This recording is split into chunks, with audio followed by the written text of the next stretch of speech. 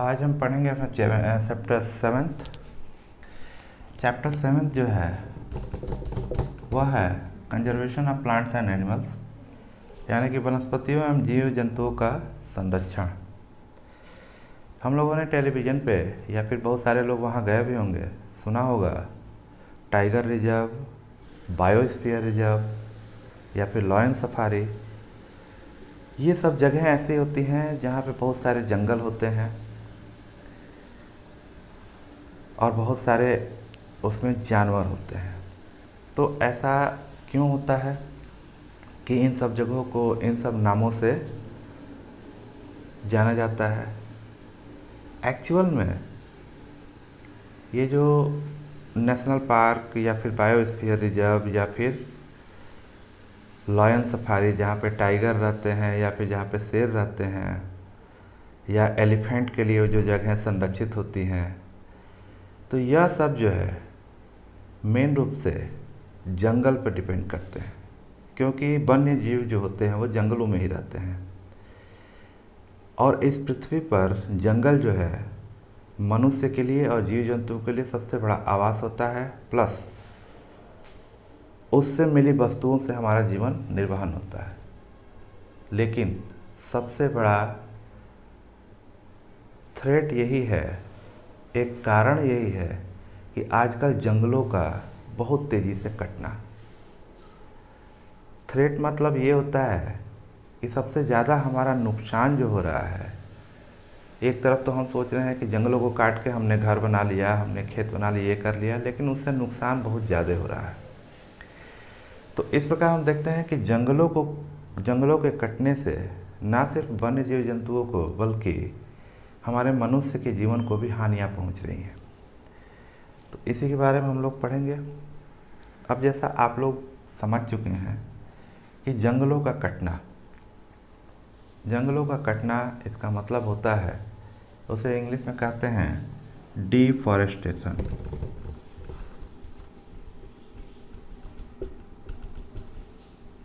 Deforestation मतलब निर्वनीकरण, जंगल को काट के और उसको तमाम मनुष्य अपने उपयोग में लाता है। अब उसके कटने के क्या क्या कारण हैं? तो पहला कारण तो यही है कि हमारे रहने के लिए घर चाहिए, या फिर सबसे पहला कारण होता है कि जब जनसंख्या बढ़ती जा रही है तो खेतों की संख्या घटती जा रही है, लोग खेती कहाँ करेंगे, उसके लिए जंगल काटते हैं। ये हमारी तरफ महसूस नहीं होता है क्योंकि जंगल नहीं है, लेकिन पहाड़ों की तरफ तमाम जंगल डेली काटे जा रहे हैं। तो फॉर एग्रीकल्चर। सेकंड होता है फॉर शेल्टर। शेल्टर मीन्स होता है घर या आवास बनाने को। थर्ड होता है फॉर इंडस्ट्रियल पर्पजेज।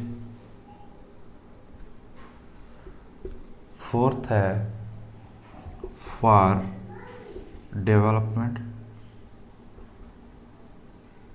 डेवलपमेंट का मतलब होता है, मान लीजिए रोड वगैरह बन रही है, तो जिस रास्ते से रोड बनी उस रास्ते में अगर जंगल है तो उसको काट के हटाया जाता है। अब ये सब काम जो होते हैं ये टोटल का टोटल जंगल का सफाया करते हैं। अब जब ये जंगल का सफाया करते हैं तो इसमें जो है हम देखते हैं कि इसके बहुत सारे साइड इफ़ेक्ट भी होते हैं। अब साइड इफ़ेक्ट में क्या होते हैं कि जैसे हम जंगलों को काटते हैं तो बहुत सारा सिचुएशन ये होता है कि उससे ग्लोबल वार्मिंग बढ़ती है। ग्लोबल वार्मिंग अर्थात वैश्विक तापमान। अब ग्लोबल वार्मिंग बढ़ने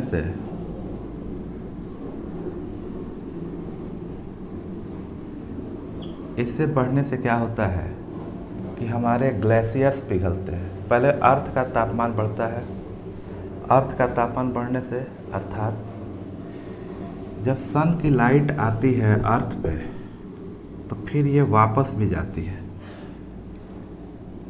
और सन की लाइट जब आती है तो पेड़ पौधे उसका यूज करते हैं और यूज करके भोजन बनाते हैं, भोजन बनाने के साथ साथ ऑक्सीजन देते हैं। लेकिन जब वो ऑक्सीजन का प्रोडक्शन कम होता है, साथ ही साथ हमारे द्वारा उत्सर्जित, मतलब मनुष्यों के द्वारा उत्सर्जित कार्बन डाइऑक्साइड को पेड़ पौधे जो है इंटेक करते हैं, मतलब ले लेते हैं। अब होता ये है कि ये सनलाइट जब आती है और उसके बाद फोटोसिंथेसिस की जो प्रोसेस होती है, तो उस प्रोसेस में कमी आती है। जब जंगल कट जाते हैं, ये तो एक अलग कारण हुआ, और जब जंगल कट जाते हैं तो हमारे इंडस्ट्रियों से निकला हुआ CO2 ये टोटल जो है एटमॉस्फेयर में फैला होता है। अब CO2 और अन्य गैसों ऐसे जहरीली गैसें फैली होती हैं क्योंकि हम जंगल को काट के इंडस्ट्री बैठा चुके होते हैं। तो जब ये CO2 और अन्य विषैली गैसें फैले होती हैं तो इससे क्या होता है कि यह एक पूरा आवरण बना लेती है और सनलाइट आती है पृथ्वी पर, और ये वापस बहुत कम मात्रा में जाने पाती है। और जब कम मात्रा में जाने पाती है तो ये अर्थ पे बहुत सारी अगर गैस, मान लीजिए कि यहाँ पे हम वाटर बॉयल करें और वाटर बॉयल करके इस कमरे में ही पूरा बॉयल करते हैं तो गर्मी बढ़ जाएगी। ऐसे ही पृथ्वी पे गर्मी बढ़ जाती है और गर्मी बढ़ने से ग्लेशियर पिघलते हैं। जैसे आप लोग जानते होंगे हिमालय से गंगा निकलती है, तो गंगा निकलती है तो कहाँ से पानी आता है? वो वहाँ पे जो बर्फ़ जमे हुए हैं वहाँ से वो पिघल के और नीचे हमारे ज़मीनी मैदानी इलाकों में आती है। तो ये जो बर्फ़ यहाँ है वहाँ से वो बर्फ़ से पिघल के अब पानी नदियों में आ रहा है, क्योंकि हम गंगा निकलती है वहाँ से हरिद्वार नज़दीक है। हरिद्वार में जाएंगे तो वहाँ पानी बहुत ठंडा होता है, यहाँ आते आते नॉर्मल हो जाता है। तो बर्फ़ का पानी जो आ रहा है, तो जो बर्फ़ के पिघलने की दर है, मान लीजिए कि बर्फ़ जो है एक साल में इतनी मोटी लेयर, अब ये लेयर बहुत लंबी चौड़ी है, इतनी मोटी लेयर पिघलती है। लेकिन जब गर्मी बढ़ जाएगी तो इसका भी पिघलने का रेट बढ़ जाएगा, तो वो इतनी मोटी लेयर जो है पिघलने लगी। और जब इतनी मोटी लेयर पिघलने लगेगी तो उसका पानी जो है नदियों के बाहर जाने लगेगा, यानी शहरों में फैलेगा, गाँवों को ले डूबेगा। जैसे आप लोगों ने हिस्ट्री में पढ़ा होगा Indus valley civilisation. Indus valley civilisation में एक नगर पाया गया था मोहनजोदाड़ो, और वो मोहनजोदाड़ो जो था वह फ्लड से ही नीचे डूब गया था। तो यही सब कारण उस समय भी रहा होगा। तो इस प्रकार जब डिफॉरेस्टेशन होता है तो फ्लड आने की संभावना ज़्यादा हो जाती है। इसके बाद फ्लड के बाद अब हम देखते हैं कि बहुत सारे मात्रा में अगर हम जंगल ऐसे ही काटते रहें तो बारिश भी कम होती है, रेन जो होती है बहुत ही कम मात्रा में आती है। और जहाँ पर रेन बहुत कम मात्रा में आती है तो वहाँ की ज़मीन का वाटर लेवल जो होता है वह बहुत ही नीचे चला जाता है, और इस प्रकार वहाँ पेड़ पौधे बिल्कुल और भी जो रहते हैं सूख जाते हैं, प्लस फसलें नहीं होने पाती। बिना पानी के फसल नहीं होगी, और जब फसल नहीं होती है तब ये क्या होता है कि यह जो है पेड़ पौधे और फसलें बिल्कुल नहीं होने के कारण उस एरिया में सूखा पड़ जाता है, जिसको कहते हैं ड्रॉट। ड्रॉट में सूखा।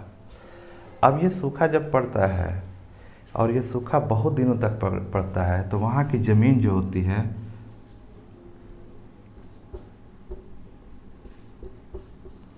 डेजर्ट यानी मरुस्थल, बालू में बदलने लगती है, और हमेशा के लिए वह ज़मीन बंजर हो जाती है, यानी कि वहाँ पे कुछ नहीं होता।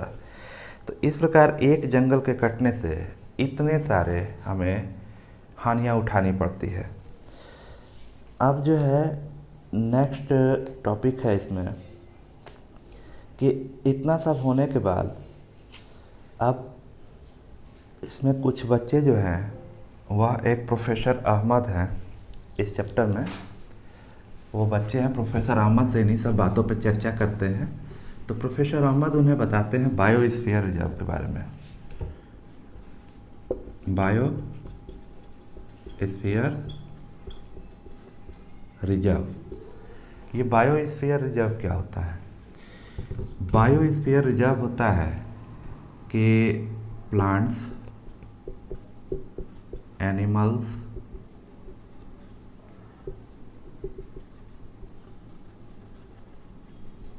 माइक्रो ऑर्गेनिज्म, ये जितने भी एक एरिया विशेष में पाए जाते हैं। जैसे मान लीजिए एक एग्जाम्पल के तौर पे आसाम में पाए जाने वाला जो काजीरंगा नेशनल पार्क है, वहाँ पे एक सींग वाले गैंडे पाए जाते हैं, बहुत ज़्यादा है, और सिर्फ वहीं पे पाए ही जाते हैं। तो उनको संरक्षित करने के लिए, और फिर वहाँ पे बहुत सारे पेड़ पौधे और अन्य भी जानवर जो होते हैं वो पाए जाते हैं, लेकिन उसमें से मेन है वन हॉर्न राइनोसॉर्स, यानी कि एक सींग वाला गैंडा।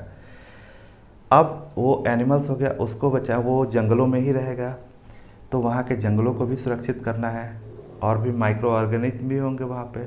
तो इस एरिया विशेष को हम कहते हैं बायोस्फीयर रिजर्व। ज़रूरी नहीं है कि सिर्फ गैंडा ही, अन्य जानवर भी जहाँ ऐसे पाए जाते हैं विशेष मात्रा में, उसको जो है बायोस्फीयर रिजर्व कहते हैं। बायोस्फीयर मतलब होता है जैव विविधता वाले क्षेत्र। जैव विविधता मतलब विभिन्न प्रकार के पेड़ पौधे, विभिन्न प्रकार के जानवर, ठीक। तो उनके कल्चर को, उनके रहन सहन को, प्लस वनों को बचाने के लिए जो क्षेत्र रिजर्व किया जाता है, संरक्षित किया जाता है, उसको कहते हैं बायोस्फीयर रिजर्व। अब ये बायोस्फीयर रिजर्व है, उसमें जो है हम 3 चीज़ें बनाते हैं जो सरकार द्वारा बनाई जाती है। वो होता है नेशनल पार्क, दूसरा होता है वाइल्ड लाइफ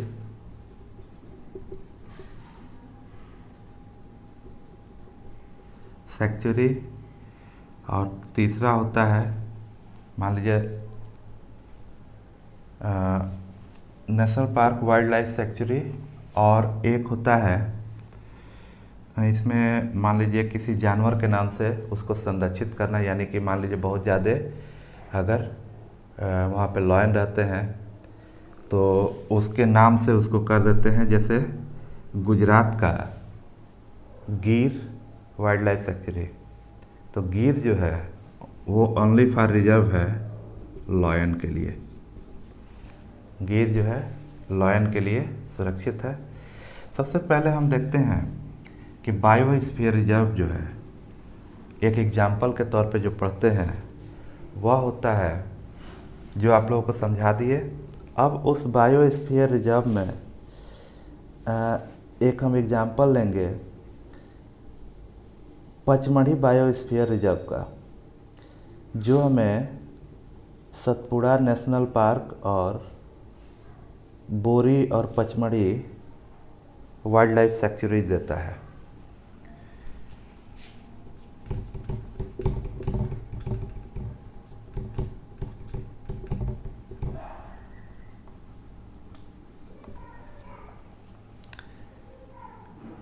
यह जो है बायोस्फीयर रिजर्व मध्य प्रदेश, एक एग्जाम्पल के तौर पे हैं, बहुत सारे एग्जाम्पल के तौर पे ले रहे हैं।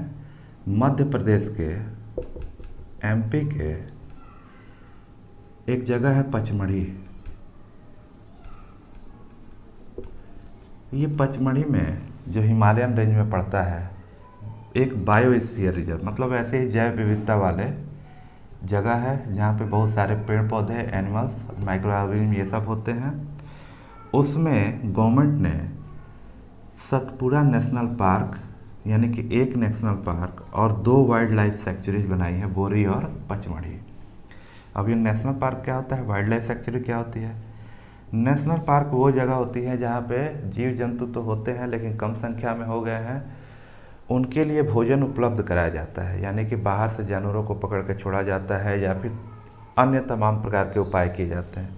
और वाइल्ड लाइफ सैंक्चुरीज वो जगह होती हैं जहाँ पे हर जानवर प्रचुर मात्रा में होते हैं, एक दूसरे का शिकार करते हैं। तो इस प्रकार ये 2 नामों से उनको जाना जाता है। अब ये बोरी वाइल्ड लाइफ सेंचुरी और पचमढ़ी वाइल्ड लाइफ सेंचुरी इस बायोस्फीयर के अंग हैं और यह नेशनल पार्क सतपुरा रेंज। ठीक, ये आप लोगों को समझ में आ गया होगा। अब नेक्स्ट चलते हैं flora and fauna. Flora and fauna. Flora होता है डिफरेंट स्पीसीज ऑफ प्लांट्स, उसको जो एक एक एक ऐसे ही, तो एक प्रकार से फ्लोरा जो होता है डिफरेंट स्पीसीज ऑफ प्लांट्स, यानी पेड़ पौधों के बहुत सारे प्रकार जो होते हैं उनको सामूहिक रूप से फ्लोरा बोलते हैं। और फाउना होता है जीव जंतुओं के बहुत सारे प्रकार जिसको सामूहिक रूप से फाउना बोलते हैं। तो यह साइंटिफिक वर्ड है फ्लोरा एंड फाउना। तो इस प्रकार हम देखते हैं कि फ्लोरा और फाउना जो है इस नेशनल पार्क और वाइल्ड लाइफ सेंचुरीज में बहुत ज़्यादा मात्रा में पाए जाते हैं। अब नेक्स्ट जो आप लोगों को बताया अभी कि वाइल्ड लाइफ सेंचुरीज क्या होती है, तो वाइल्ड लाइफ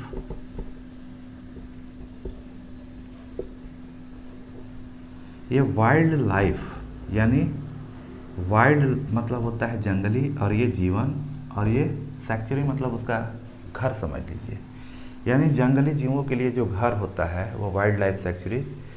तो सिर्फ ये वाइल्ड लाइफ सेंचुरी जंगली जीवों को बचाता है बल्कि पेड़ पौधों के लिए भी संरक्षित किया जाता है।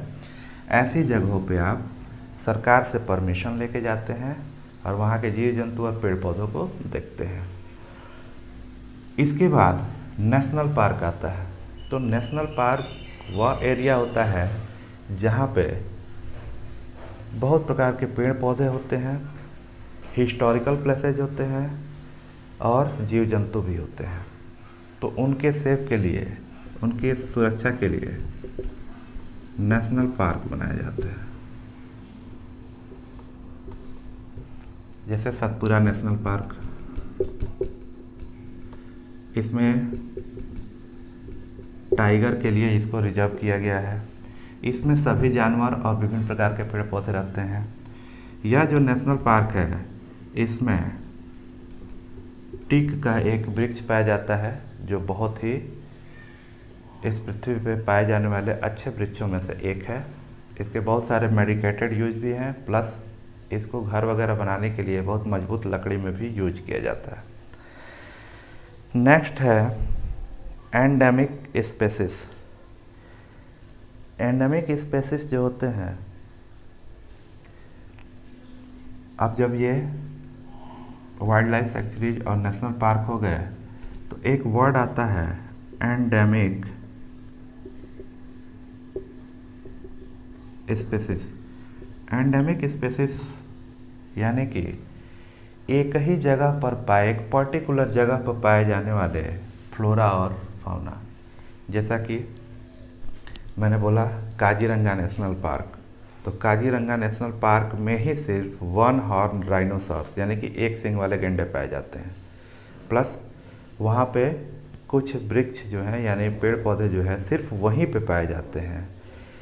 तो ऐसे जगह जहाँ पे निश्चित पेड़ पौधे यानी फ्लोरा और जीव जंतु यानी फाउना, पर्टिकुलर फ्लोरा और फाउना एक पर्टिकुलर प्लेस पे पाए जाते हैं, उसको कहते हैं एंडेमिक स्पेसिस। ठीक है, एंडेमिक स्पेसिस हो गया। इसके बाद एंडेमिक स्पेसिस में जैसे सतपुरा रेंज में हम देखते हैं कि रेड फ्रॉग यानी रेड आइज फ्रॉग, लाल आँखों वाला फ्रॉग पाया जाता है। लॉन्ग टेल मंकी होती है, उस मंकीज होते हैं, उनकी बहुत लंबी पूंछ होती है, वह पूंछों को ही राउंड करके एक ब्रांच से दूसरे ब्रांच पे कूदते रहते हैं। ये हो गया। फिर बारहसिंगा जो जिनके हिरन के आकार के होते हैं और उन्हीं की प्रजाति होती है और उनके सर पे बहुत ज़्यादा सींग निकले होते हैं, वो बारहसिंगा बोलते हैं। तो इस प्रकार बहुत सारे ऐसे जानवर जो होते हैं वह एक क्षेत्र विशेष में रहते हैं, उनको कहते हैं endemic spaces.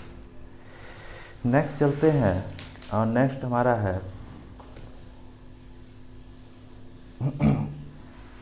Endangered animal. Endangered animal. Endangered animal होता है, जैसे अभी पहले बताया जा चुका है कि यह सब नेशनल पार्क और वाइल्ड लाइफ सेंचुरी बनाए ही इसलिए गए कि जीव जंतु और जानवरों की सुरक्षा और पेड़ पौधों की सुरक्षा होती रहे। अब तब भी कुछ ऐसे जगह हैं जहाँ पे लगातार इन जीव जंतुओं का बड़ी मात्रा में शिकार अवैध रूप से होता आ रहा है, या फिर बहुत मात्रा में ऐसी लकड़ी वगैरह है जिसको काटा जा रहा है। तो ऐसे जो जीव जंतु और लकड़ियाँ वगैरह ये जंगल काटे जा रहे हैं, तो जीव जंतु जिसका लॉस हो रहा है, जैसे लॉयन और टाइगर, तो ऐसे एनिमल अब इनकी मात्रा बहुत कम बच गई है अर्थ पे। तो ऐसे एनिमल जिनकी मात्रा बहुत ही कम है इस पृथ्वी पे, उनको कहते हैं एंडेंजर्ड एनिमल। Endangered animal. तो इस प्रकार हमारे वाइल्ड लाइफ से संबंधित एक वर्ड है एंडेंजर्ड। एंडेंजर्ड का मतलब होता है विलुप्त प्राय, मतलब ख़त्म होने के कगार पे जो एनिमल्स हैं उनको कहते हैं एंडेंजर्ड एनिमल। नेक्स्ट जो चलते हैं वो है रेड डेटा बुक। अब जब भी हम लोग वाइल्ड लाइफ सेंचुरीज और नेशनल पार्क की विजिट करते हैं तो वहाँ पे एक रिकॉर्ड होता है, मतलब एक रजिस्टर, उसको कहते हैं red data book. Red data book जो होता है इन्हीं एंडेंजर्ड एनिमल्स का रिकॉर्ड होता है। जैसे वहाँ पे जब हम जाएंगे तो वहाँ पे पाया जाएगा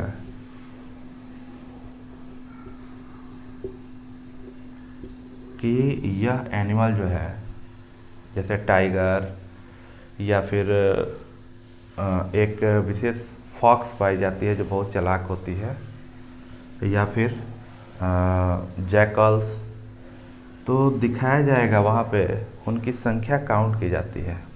वहाँ पे जो फॉरेस्ट गार्ड होते हैं ये सब या फिर ऑफिसर होते हैं, वह इन लोगों को हमेशा मतलब जंगल में उनका रिकॉर्ड रखते हैं कि पिछले साल कितने टाइगर थे, कितने लॉयन थे, इस साल कितने हैं, कौन कौन से जीव जो हैं वो उनकी संख्या घट रही है, यानी कि इसको न बचाया गया तो बिल्कुल पूरी तरह से ख़त्म हो जाएंगे।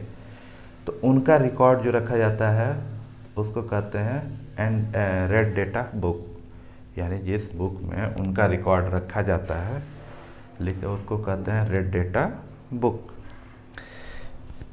इसके बाद माइग्रेशन। माइग्रेशन का मीन्स होता है स्थानांतरण।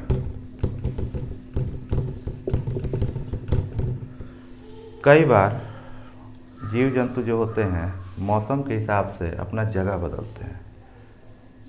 जैसे हमारे ज़िले में सुरहा ताल है, वहाँ ट्रांस साइबेरियन बर्ड्स यानी कि रूस जिधर है उधर से पक्षी आते हैं जाड़े में उड़ के, और यहाँ पे जाड़े भर रहते हैं फिर उड़ के चले जाएंगे। तो यह उनका प्रवास होता है, यानी कि एक जगह से दूसरी जगह वो स्थानांतरित होके आए, अपना स्थान चेंज किए, प्लेस चेंज किए, उसको कहते हैं माइग्रेशन। ऐसे जीव जंतु जो होते हैं वह अपना स्थान मौसम की अनुकूलता के चलते और भोजन के तलाश में अपना स्थान बदलते रहते हैं। फिर नेक्स्ट है रिसाइकलिंग ऑफ पेपर। अगर हमें डिफॉरेस्टेशन को फॉरेस्ट को बचाना है डिफॉरेस्टेशन होने से, तो हमें फॉरेस्ट से बनने वाली चीज़ें जैसे कि बहुत सारी मात्रा में कागज़ इंडस्ट्री जो होती है, पेपर इंडस्ट्रीज, वह वर्क करती है। तो पेपर इंडस्ट्री जो है बहुत ज़्यादा उसका यूज होता है, और वह आप लोग जानते हैं कि प्लांट से यानी पेड़ पौधों से पेपर को तैयार किया जाता है। तो अगर उसको बचाना है तो हमें पेपर को रिसाइकल करके यूज करना होता है, यानी कि यूज्ड पेपर को फिर से रिसाइकल होने के लिए इंडस्ट्री में भेज के और उससे बने हुए पेपर को फिर यूज करके और हम पेड़ों को कटने से बचा सकते हैं। फिर नेक्स्ट होता है रिफॉरेस्टेशन। रिफॉरेस्टेशन जो वर्ड है,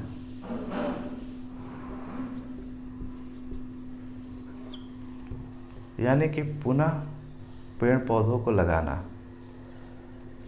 जैसा हम लोग एक संकल्प कर लें कि हम लोग एक एक पौधे प्रत्येक साल लगाएंगे, तो अगर हमारी जनसंख्या मान लो 1000 है या 100 है, मान लो 100 लोग प्रत्येक एक एक पेड़ प्रत्येक साल लगाएंगे, यानी 100 पेड़, अगले साल फिर 100 पेड़, इस तरह 10 साल अगर लगाएं तो 1000 पेड़ लगा देंगे।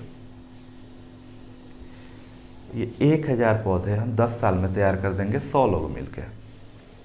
ठीक, तो अब ऐसे ही अगर सोचा जाए कि यह 1 अरब से ज़्यादा की आबादी है, अगर इसमें से आधे लोग, हम 50 करोड़ लोग मान लेते हैं, अगर प्रत्येक साल एक एक पौधे लगाएं, तो आने वाले 10 साल 20 साल में फॉरेस्ट की डिफॉरेस्टेशन को कम किया जा सकता है और रिफॉरेस्टेशन के कॉन्सेप्ट को बढ़ाया जा सकता है।